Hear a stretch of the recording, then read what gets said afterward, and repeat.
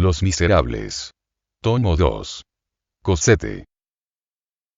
Libro sexto. El Petit Picpus.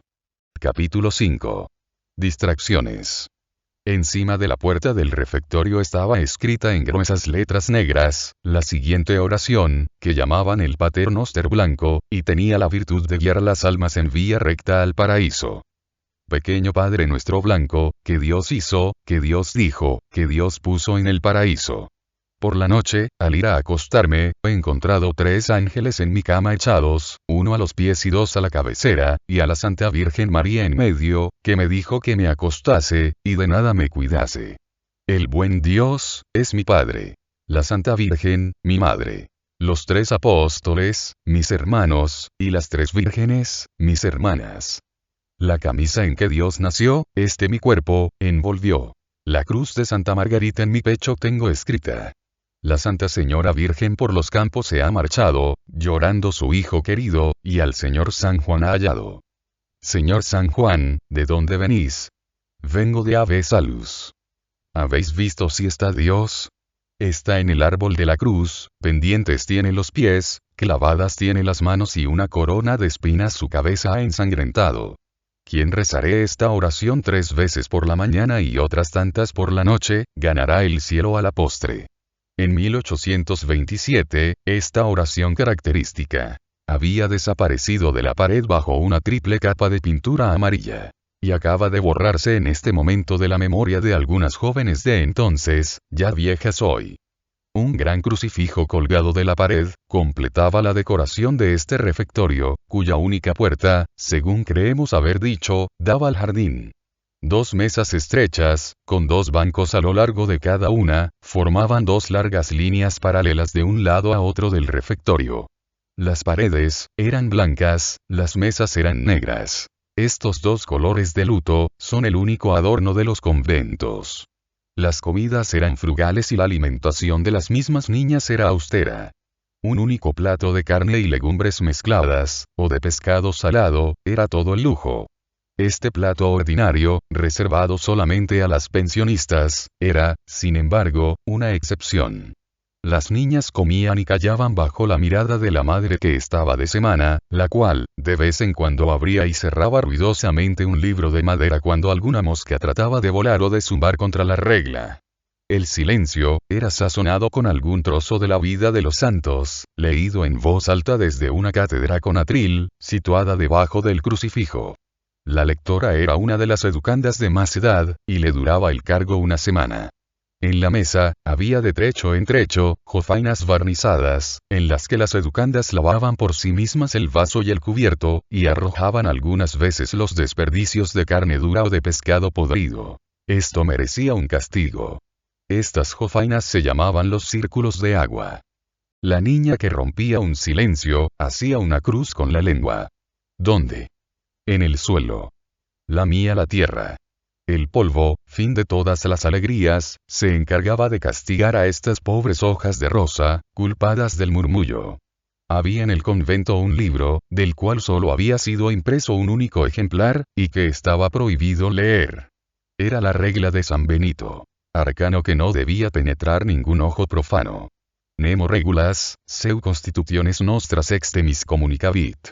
Las alumnas, consiguieron un día coger el libro y se pusieron a leer ávidamente, interrumpiendo a menudo la lectura por el temor de ser sorprendidas, lo cual les hacía cerrar el libro precipitadamente. Pero de todo este gran miedo, no sacaron más que un placer mediocre. Lo más interesante que encontraron, fueron algunas páginas ininteligibles acerca de los pecados de las jóvenes.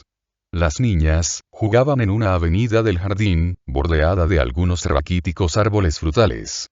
A pesar de la vigilancia extrema, y la severidad de los castigos, cuando el viento había sacudido los árboles, algunas veces conseguían recoger furtivamente una manzana verde, o un albaricoque macado, o una pera con gusanos. Ahora dejaré hablar a una carta que tengo ante mis ojos, carta escrita hace 25 años por una antigua pensionista, hoy la duquesa de X, una de las mujeres más elegantes de París. La cito textualmente. Se oculta la pera o la manzana, como se puede. Cuando subimos a dejar el velo sobre la cama, y a esperar la hora de cenar, la que la ha cogido la esconde debajo de la almohada, y por la noche la come en la cama, y cuando ni esto es posible, en el excusado. Este era uno de los placeres más grandes. Una vez, estando de visita el señor arzobispo, una de las educandas, la señorita Bouchard, que tenía algunas relaciones de parentesco con los Montmorency, apostó a que le pediría un día de asueto. Petición extraordinaria en una comunidad tan austera. La apuesta fue aceptada, pero ninguna de las que habían apostado lo creía.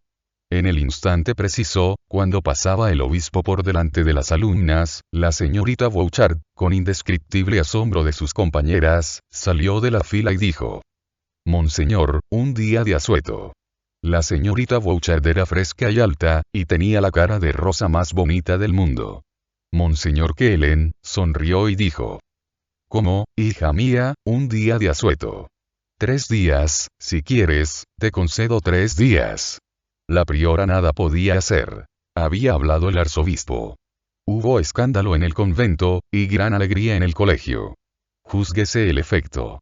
Este claustro tan severo, no estaba, sin embargo, tan cerrado, que la vida de las pasiones del mundo, el drama, la misma novela, no penetrasen en él. Para probarlo, nos limitaremos a consignar aquí, y a indicar brevemente, un hecho real e incontestable, que, por otra parte, nada tiene que ver con la historia que estamos refiriendo. Mencionamos este hecho para completar la fisonomía del convento. Hacia esta época, había en el convento una persona misteriosa que no era religiosa, que no era monja, y era tratada con gran respeto. Se llamaba, la señora Albertine.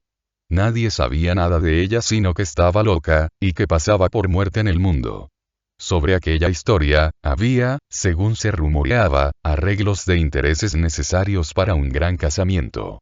Esta mujer, que apenas tenía 30 años, morena, bastante hermosa, miraba vagamente con sus grandes ojos negros. Veía. No se sabía a punto fijo. Se deslizaba, más bien que andaba. No hablaba nunca, y no era seguro que respirase. Su nariz estaba lívida como tras el último suspiro. Tocar su mano, era tocar la nieve. Poseía una gracia extraña y sepulcral. Donde entraba, se sentía frío. Pasando un día, al lado de una hermana, ésta dijo: «Pasa por muerta». «Quizá lo está», respondió la otra. Sobre la señora Albertine, hacíanse 1000 suposiciones. Era la eterna curiosidad de las educandas. Había en la capilla, una tribuna que llamaban el ojo de buey. En esta tribuna, que no tenía más que un agujero circular, un ojo de buey, era donde la señora Albertine asistía a los actos del culto.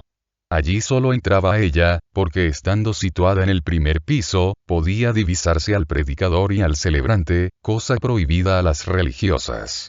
Un día, ocupaba la cátedra sagrada un joven sacerdote de elevada alcurnia, el duque de Rohan, par de Francia, oficial de los mosqueteros rojos en 1815, cuando era príncipe de León, y cardenal arzobispo de Besancón después de 1830, cuando murió.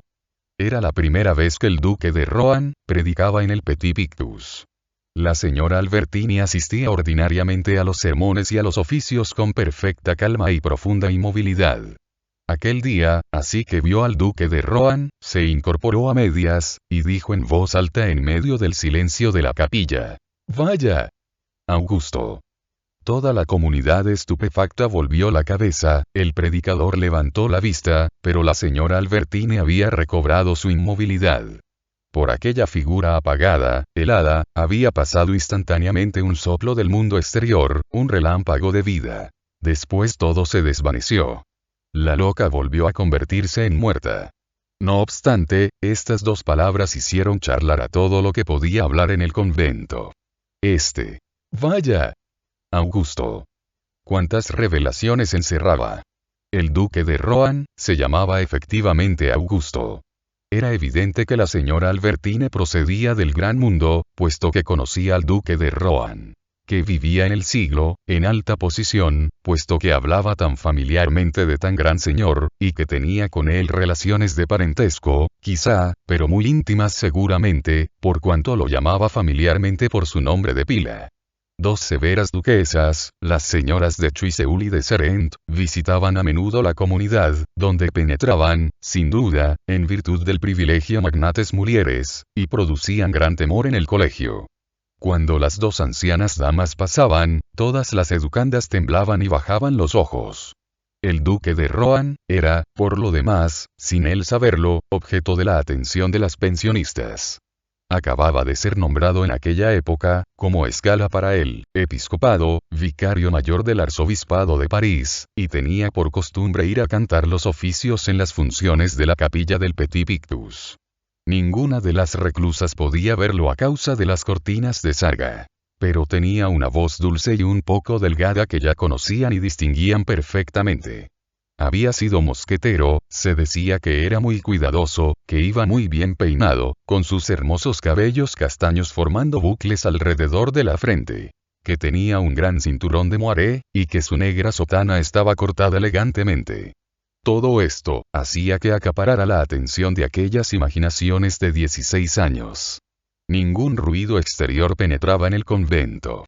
No obstante, en una ocasión, se oyó el ruido de una flauta. Acontecimiento del que aún se acuerdan las educandas de aquel tiempo.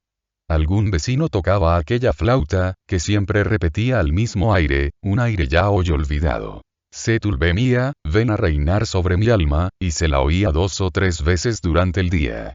Las jóvenes, pasaban horas enteras escuchando, las madres vocales estaban fuera de sí, las imaginaciones trabajaban, llovían los castigos. Esto duró algunos meses. Las alumnas, estaban todas, unas más, otras menos, enamoradas del músico desconocido. Cada una de ellas, se creía Setulbe. La música procedía del lado de la calle Droitmoor. Las educandas lo hubieran dado todo, lo hubieran comprometido todo e intentado todo, por ver siquiera por un segundo, por entrever, por vislumbrar al joven que tocaba tan deliciosamente la flauta, y, sin saberlo, conmovía al mismo tiempo todos aquellos corazones. Hubo algunas que se escaparon por una puerta excusada, y subieron al tercer piso de la calle Droitmoor con el fin de tratar de ver por entre los claros de las celosías. Imposible.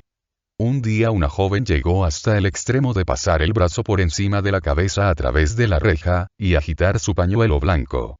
Otras dos, fueron aún más atrevidas. Encontraron medio de trepar hasta el tejado, se arriesgaron, y consiguieron ver al joven. Era un viejo emigrado, ciego y arruinado que tocaba la flauta en su buhardilla para consolarse.